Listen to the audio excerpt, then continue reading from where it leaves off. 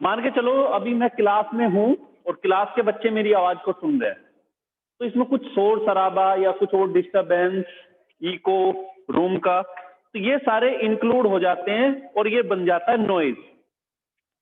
कुछ variety window से कुछ मेरी आवाज बाहर जाएगी, इंटेंसिटी में प्रॉब्लम होगी। लेकिन अगर मैं अपने आप को इस तरह से बोलता हूं, जैसे तुमने देखा होगा जैकेट पहन के या माइक लगा लूं और सबकी वो आवाज सबके कानों पर, हम क्या यूज करें, स्पीकर यूज करें, हेडफोन लगाएं, तो आवाज की जो क्लैरिटी है, इन जो क्वालिटी है वो बहुत अच्छी रहेगी। इसी तरह से जो हमारे अभी सिग्नल जाते हैं, जैसे मोबाइल यूज करते हैं, तो मोबाइल से जो सिग्नल का ट्रांसमिशन होता है, यहाँ पे जो भी पास में टावर होगा, तो यहाँ से वो रिसीवर पे जाएगा और रिसीवर उसे रिसीव करेगा और ट्रांसमिट करेगा, आगे के लिए फॉरवर्ड करता है। तो एयर के थ्रू जो सिग्नल जाते हैं उससे थोड़ी सी क्वालिटी में जो क्वालिटी प्योरिटी है वो घट जाती है, रिड्यूस हो जाती है। लेकिन ऑप्टिकल फाइबर के थ्रू जो हमारा सिग्नल जाता है, जैसे अभी मैं बोल रहा हूं, यहाँ से मेरी आवाज कैमरा और ऑडियो के थ्रू जाती है और यहाँ से केबल लगी हुई है और केबल के थ्रू ये सिग्नल यहाँ की से मैं अभी जो बोलता हूँ साउंड और मेरी जो वीडियो है ये लाइट, दो तरह की एनर्जी है, ये इसके अंदर जाती है, ये इसको इलेक्ट्रिक सिग्नल में कन्वर्ट करता है, इलेक्ट्रिक सिग्नल उसको लाइट सिग्नल में कन्वर्ट करता है और फिर ये ऑप्टिकल फाइबर के थ्रू होते हुए यहां से ट्रांसमिट होती है। तो इससे हमारी क्वालिटी बहुत ज्यादा बढ़ जाती है। ऑप्टिकल फाइबर के थ्रू हमारी क्वालिटी इतना ज्यादा बढ़ जाती है कि हमारी जो इंटेंसिटी है साउंड की वो एज इट इज लगभग बहुत कम 1 या 2% लगभग रिड्यूस होती है। लेकिन अगर हम एयर के थ्रू इसको सिग्नल को थ्रो करते हैं, ट्रांसमिट करते हैं, मतलब यहाँ से, तो आपने देखा होगा मोबाइल जब ज्यादा, हाँ हेलो, हाँ किसी का कोई बोलो जल्दी, किसको प्रॉब्लम है, बोलो जल्दी। बेटा किसने किया था क्वेश्चन अभी, जल्दी बोलो। No sir. नहीं अभी कुछ बोल रहे थे, चलो सर किसी ने नहीं किया। ठीक ठीक।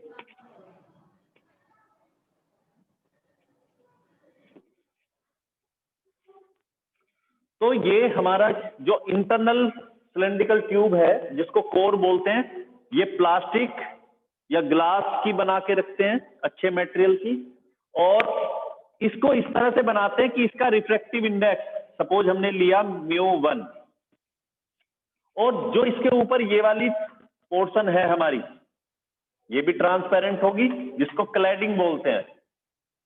इसको लेते हैं सपोज रिफ्रैक्टिव इंडेक्स ऑफ μ2, ये μ2 का है, ये μ1 है।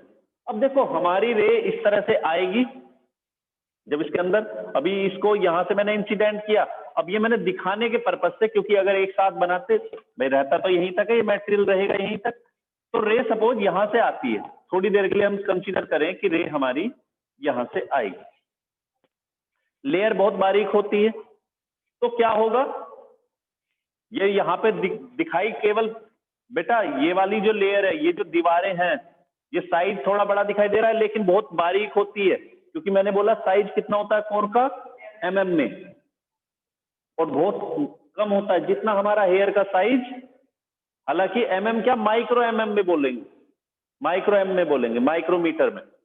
तो इतनी बारीक कोर होगी कि जिसके अंदर एक वायर का एक हेयर हम एंटर करा सके वो भी नहीं हो पाएगा, तो इतना बारीक होल होगा, उसके अंदर सिग्नल को थ्रो करेंगे, ट्रांसमिट करेंगे, और वो भी किस तरह से कि इस तरह से इंसिडेंट हो कि जब ये वापस जाए, अभी किस में जाएगी, कोर में, कोर के अंदर ये जाती है, तो सीधी बात है इस मीडियम से इसको इसके अंदर निकलना था, लेकिन इसमें नहीं निकलती। क्यों नहीं निकलती, क्योंकि refractive index μ1 is greater than μ2। तो इस बात से क्या मतलब है सर, जाएगी तो उसमें तो एंटर कर सकती थी, लेकिन हम इसको इस तरह से इंसिडेंट कराते हैं कि यहाँ पर जो एंगल होगा वो क्रिटिकल से ज्यादा होगा, और अगर ये ज्यादा होता है तो यहाँ इस सरफेस पे, तो ये इसमें एंटर नहीं करता, बल्कि क्या होगा, वापस इधर जाएगी, और सिग्नल लगातार हमारा रिफ्लेक्टेड होते होते होते होते ट्यूब जहां तक भी जाएगी वहां पे जाके इसको रिसीव करते हैं मशीन से, रिसीवर से, और वापस इसको लेते हैं। और इससे हमारे सिग्नल की जो क्वालिटी है वो बहुत ज्यादा अच्छी रहती है। देखा होगा सड़क किनारे ऑप्टिकल फाइबर ही बिछवाते हुए आते हैं, कई सारी कंपनियां होती है, जैसे बोलते हैं ना, इसको बोलते हैं वो साइबर कैफे टाइप का। तो वो साइबर कैफे वाले हमेशा ये ऑप्टिकल फाइबर लगवाते हैं, एक लगवाते हैं। अब जैसे, और वो फिर औरों को भी प्रोवाइड करते हैं कई बार, जैसे हमारे स्कूल में है या किसी दूसरे में, तो कोई कंपनी BSNL या कुछ इस तरह, वो सब दूसरों को प्रोवाइड कराते हैं।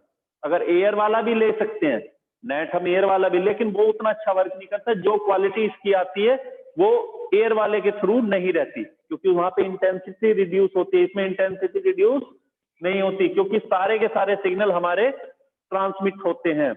यूज चांस ही नहीं है कि सिग्नल इसके खराब हो पाएंगे। क्यों नहीं हो, क्यों ऐसा होता है? क्योंकि जो टोटल एनर्जी होगी वो रिफ्लेक्ट होती जाती है, जैसे आप मिरर में देखते हो। अभी हम वॉल के अंदर देखते हैं, वॉल के अंदर हमें हमारा फेस दिखाई नहीं देता। क्यों नहीं दिखाई देता? क्योंकि इरेगुलर रिफ्लेक्शन होता है। फेस से जो लाइट जाती है, कुछ ऊपर जाती है, कुछ नीचे आती है, सबकी सब पैरेलल नहीं रहती। जो बीम जाता है हमारे फेस से, हमारी बॉडी से या किसी बॉडी से, वो रिफ्लेक्शन के बाद पैरेलल नहीं होता। पैरेलल किस में होता है? अगर ये मिरर होता, कि बोले सर मिरर से क्या मतलब, मिरर तो अपने आप बन जाएगा अगर इसको, इसमें हमारा फेस दिखाई देने लगेगा। तो हमें क्या, किस पे वर्क करना है? इसकी जो सरफेस है उसकी रेगुलरिटी बनानी है। और रेगुलरिटी से मतलब सरफेस इतना स्मूथ रहे। अभी अगर ध्यान से देखेंगे तो देखो, अगर आप देख रहे होगे बोर्ड को, तो इसकी क्लैरिटी वैसी नहीं है जैसे ये शुरू में बनाया होगा, बिल्कुल ग्रीन कलर। लेकिन अगर इसको वाटर से साफ करेंगे, पानी को से साफ करेंगे, तो क्या होता है, जो यहाँ पे छोटे छोटे पार्ट्स हैं, पॉइंट्स हैं, उसके अंदर चौक पार्टिकल्स हैं।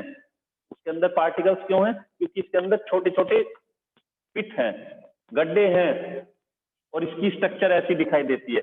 जब ये स्ट्रक्चर बिल्कुल सेम हो जाएगी, मीन्स पूरी तरह से स्मूथ प्लेन, तो समझो तभी हमारे सारे जो रे जाती हैं वो वापस रिफ्लेक्शन के बाद सबके सब सेम एंगल से थ्रो होते हैं, रिफ्लेक्ट होते हैं, और उस टाइम पे हमें हमारा चेहरा इसमें भी दिखाई देना। जैसे घर में देखते हो टाइल्स वगैरह लगी होंगी, तो वहां पे हल्की सी इमेज कई बार बनने लगती है, तो वहां पे वो पॉसिबिलिटी बनती है। अगर सरफेस को स्मूथ बना जाएगा तो ये भी हमारा मिरर की तरह वर्क कर सकता है, जैसे व्हाइट बोर्ड में देखते हो। लेकिन वहां भी पूरी तरह से क्लियर नहीं बनती, हमें हल्की सी धुंधली बनती है। लेकिन मिरर में क्योंकि पूरी तरह से हमारा सरफेस स्मूथ होता है, उसको हम फ्रिक्शन लेस बोलते हैं। 11th में प्रैक्टिकल भी जब करते हैं, तो अगर हम स्मूथ लेस सरफेस लेते हैं तो वो मिरर को लेते हैं, मीन्स ग्लास को लेते हैं, जिसके ऊपर किसी बॉडी को स्लाइड कराएंगे, जो हमारे स्लाइड फ्रिक्शन वाले चैप्टर के जो प्रैक्टिकल होते हैं, तो उसके ऊपर हम स्लाइड कराते हुए, स्किड कराते हुए angle of repose, angle of friction वगैरह निकालते हैं। तो ये चीजें। नेक्स्ट टॉपिक आता है बच्चों इस चैप्टर में अब हमारा। सर अच्छा, कुछ जो चीजें हैं। टावर होता है, हाँ जी सर जो टावर, एक मिनट, जो टावर होता है, अरे एक मिनट, अलग अलग टाइप से किस तरह से हो सकता है? पहला तो यही हो गया खुद से दोनों, दूसरा ये वाला हो सकता है, और तीसरा ये हो सकता है, ये भी हमारा लेंस है। इसी तरह से यहां भी हो सकता है, और ये भी लेंस है। तो समझ आ गया होगा। देखो, कॉन्वेक्स, कॉनकेव, या इसका दूसरा क्या नाम बोल सकते हैं, बायो कॉन्वेक्स या कॉन्वेक्सो कॉन्वेक्स, प्लेनो कॉन्वेक्स, कॉनकेवो कॉन्वेक्स। नाम फिर से, बायो कॉन्वेक्स या सिंपल कॉन्वेक्स भी बोल देते हैं, या कॉन्वेक्सो convex, plano convex, कॉनकेवो convex. Concave बोल सकते हैं, या bio concave, plano concave, कॉन्वेक्सो concave. ठीक, तो ये एग्जाम में नहीं आता, लेकिन पता होना चाहिए कितने तरह का होता है। दूसरा, इनके रिलेटेड कुछ चीजें, इसका क्या नाम बोला जाता है जो नॉर्मल वे में बोलते हैं, कन्वर्जिंग और इसको डाइवर्जिंग। लेकिन एक चीज याद दिला दूं और बता भी दूं, मिरर के केस में कॉनकेव मिरर हमेशा कन्वर्जिंग कहलाएगा। कुछ भी करो, कहीं भी लेके चले जाओ दुनिया में, हमेशा इसका नाम कन्वर्जिंग रहेगा। दूसरा, ये हमेशा डाइवर्जिंग रहेगा। और दूसरा क्या नाम है इसका? कॉन्वेक्स। इसकी फोकल लेंथ हमेशा पॉजिटिव, इसकी फोकल लेंथ हमेशा नेगेटिव साइन। ठीक, क्यों लेते हैं? क्योंकि ऑब्जेक्ट जिधर होती है उसी साइड इसकी फोकल लेंथ होती है, इसमें अपोजिट साइड होता है, फोकस, सॉरी, फोकस अपोजिट होगा तो वहां तक पोल से फोकस तक distance that is focal length, है ना। तो इसमें पीछे, इसमें आगे, ये वाला इस रीजन से कहीं भी लेके जाओगे सेम मीडियम में रे लौट के आती है, इसलिए फोकल लेंथ सॉरी ये डाइवर्जिंग और ये कन्वर्जिंग रहेगा। लेकिन यहां ऐसा नहीं है, यहां जो कन्वर्जिंग है वो डाइवर्जिंग भी बन जाता है और जो डाइवर्जिंग है वो कन्वर्जिंग भी हो जाता है। उसका रीजन है, हाँ जी, ये खेल है रिफ्रैक्टिव इंडेक्स का। इस तरह से मान के चले हमारा ये लेंस, कुछ रिलेटिव चीजें और समझे। सेंटर में जो point that is optical centre, 2 focus होते हैं, F1 F2, ठीक है। पैरेलल रे आती है, passes through the focus, ray passes through the focus, becomes parallel to the principal axis, ये वाला रूल। दूसरा, for a thin lens, thin मतलब जो बहुत बारीक होगा, a ray passes through the optical center goes along a straight line, ये वाला। लेकिन रियल में ये होता नहीं है। होगा क्या? रे कुछ डेविएट हो जाती है, लेटरल डिस्प्लेसमेंट, जैसे मैंने ग्लास स्लैब में बताया था कि वो अपने ओरिजिनल रास्ते से डेविएट तो होती है लेंस के अंदर, लेकिन जब इमर्ज करती है तो इंसिडेंट रे के पैरेलल इमर्ज करती है। किस तरह से करेगी जरा देखो। ये हमारा लेंस, ये रे को इंसिडेंट किया, अब ये इसके अंदर से देखो, यहां से इसका जो सेंटर ऑफ कर्वेचर, अब हमने खाली मिरर पढ़ा था तो एक सेंटर ऑफ कर्वेचर होता था। सेंटर ऑफ कर्वेचर उसे बोले कि आप किसको रखें, कंपास को लो, प्रकार जिसको बोलते हैं, और उसको टिप को रखने के बाद पेंसिल से लाइन ड्रॉ करें इस तरह से। तो यहां से जो लाइन ड्रॉ करेंगे ये कितना एंगल बनाएगा? 90, that is optical sorry centre of curvature, और यहां से यहां तक डिस्टेंस को रेडियस ऑफ कर्वेचर। यहां भी होंगी लेकिन यहां 2 होती हैं। इस सरफेस के लिए सेंटर ऑफ कर्वेचर कहां होगा? राइट साइड, इसके लिए इधर होगा। तो पहले के लिए ये C1 और दूसरे के लिए C2।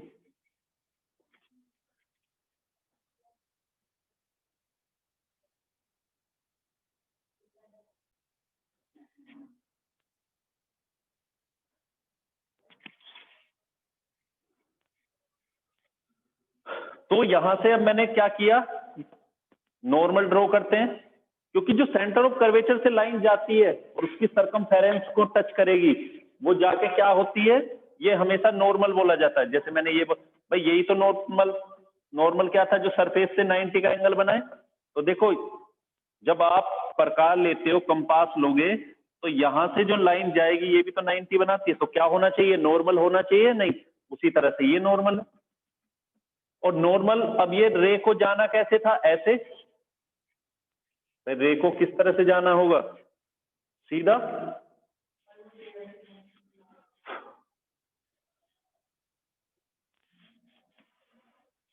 सीधा जाना होगा, लेकिन ये क्या करती है? बेंड्स टुवर्ड्स द नॉर्मल, क्योंकि रेयर और बाहर अंदर वाला डेंसर। ये उल्टा भी हो सकता था कि बाहर डेंसर हो जाए अंदर रेयर हो जाए। बोले सर ग्लास तो डेंसर ही होता है। जरूरी नहीं, आप किसी ऐसे मीडियम में रखें जिसमें ये रेयर हो जाए और बाहर वाला डेंसर हो जाए, जिसका रिफ्रैक्टिव इंडेक्स ग्लास से भी ज्यादा हो।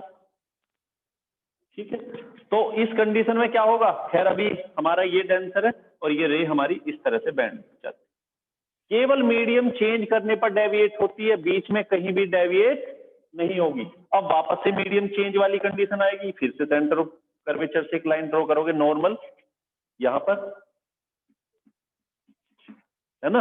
अब यहाँ पे जो नॉर्मल होगा, अब ये जाना इसको ऐसे था, लेकिन फिर से क्या करेगी, अवे फ्रॉम द, जाना इसको इस तरह था, लेकिन फिर से अवे मीन्स इधर जाएगी और ये इस तरह से निकलती। तो देखो ओरिजिनल रास्ता ये था और ये कितना डिस्प्लेस कर जाती है, इसीलिए इसको बोला जाता है लेटरल डिस्प्लेसमेंट।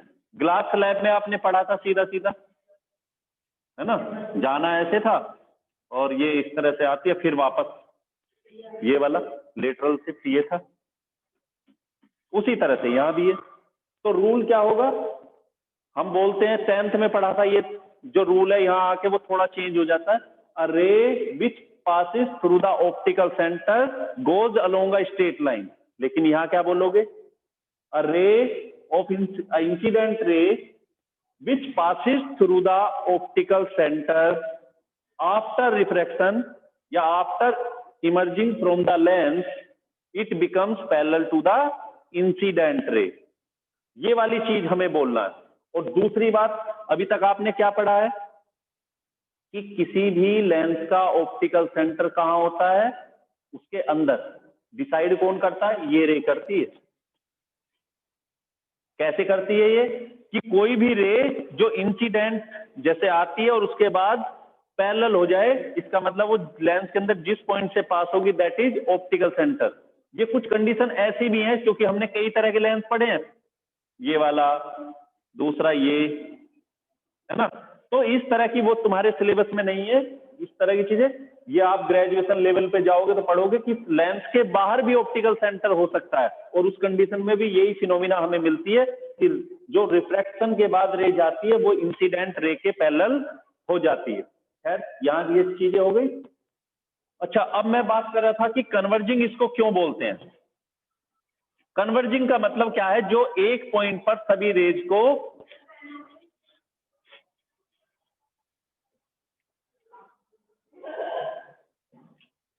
तो ठीक है बच्चों,